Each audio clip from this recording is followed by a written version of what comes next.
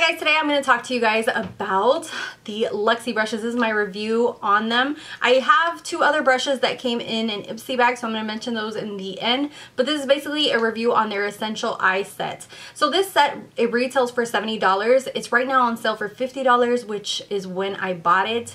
And I also bought it about 2 months ago when it started going on $50. And then I also had like a 20 or 20 something % off coupon. I don't remember, from Ipsy. So I got them for super cheap compared to what they really are. I do feel like they are worth their price point though, because they are amazing.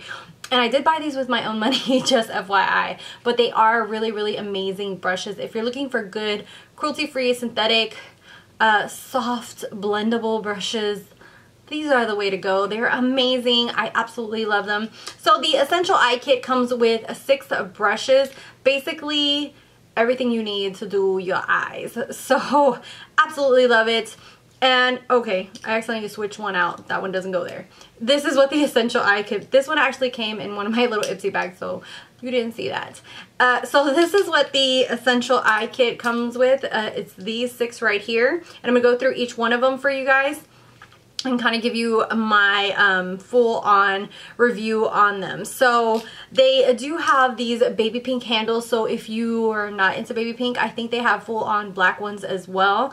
In silver, they have the name Luxie. They have a number, kind of like MAC, and then they have actually what it is used for. For example, this one is the small tapered blending, as you can see there. And this one right here, the small taper blending, is actually what got me curious about Luxie, because this actually came in an Ipsy bag and I was like, holy crap, this thing is amazing. So I was like, I need to know more about these brushes. So that's when I started kind of like stalking their website and waiting for a good deal. So yeah, so let me go ahead and get through each one of them.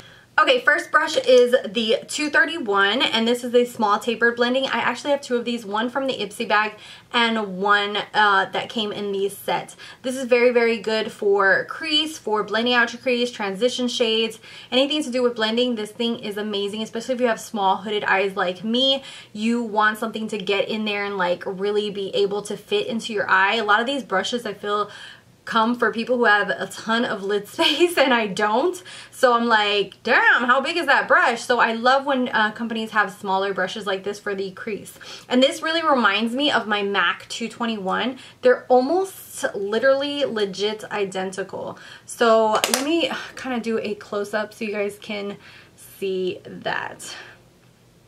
And I'm almost sure that the MAC one is way more expensive than this one. So there you can see they're more or less the same kind of shape. Of course, the MAC one, if I'm not mistaken, is goat hair, and this is like cruelty-free synthetic. So that's just you know, a comparison, so that way you guys can see what it's similar to. Next brush is what is called the 213 eye shading brush. It's a just very flat, thick brush, for especially good for packing all over the lid. I do like that it's a little bit fluffy. It's pretty thick as far as like flat brushes go, so you can actually use this to blend as well. What it really reminds me of is like my MAC 239, but you will see that this one is a lot more thicker as far as the density of the brush itself. You can see how much more thicker it is than the MAC one, and I don't really mind that. The MAC one is really good for packing on eyelid color, and so is this one. I do feel like this one can be used for blending as well, so I really like that. Next up is the 221 flat definer brush. This is just a very flat brush to go, especially I used it today for underneath that lash line, just to build up different colors in there. So I really like this one. Next up is one that I've kind of jacked up because I haven't really used it and it kind of got bent. So a few of the hairs are out of place, and it didn't come like that. It's because of the way I stored it. I accidentally stored this kind of jacked up against another brush, and it kind of bended the bristles. So I'm trying to get it to be back into place. If not, I might just cut those little hairs that I jacked up. This is actually the 215 small angle. This is really good for eyebrows. This is also really good for liner. Love this brush, really soft. Like I said, I kind of jacked up the little brush hairs and I'm trying to fix it, but it came really nicely cut. So I really like the shape of this one. And the last one in the set is the 205 Tapered Blending. This is very, very fluffy. What it reminds me of is the MAC 224 that I've been dreaming about getting, but it's like $30-something. I'm like, really? $30-something for an eye brush? I don't know. Especially since I have so many brushes that are similar to it. So I was like, whatever. And this really does a really good job for transition shade, blending, I mean, crease color, you name it. It's an awesome brush. So I really enjoy this set. I really think it's worth the money if you're thinking about it. And just 2 additional brushes that I got in my Ipsy is the 211 concealer brush.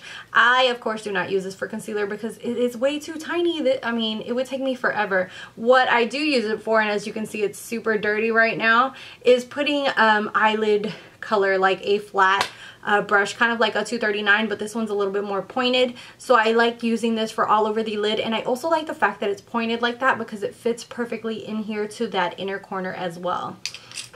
And then the last one is another one that I received, I think I think this was in a Boxycharm. This is the 512 Small Contouring. Oh my god, I just love this.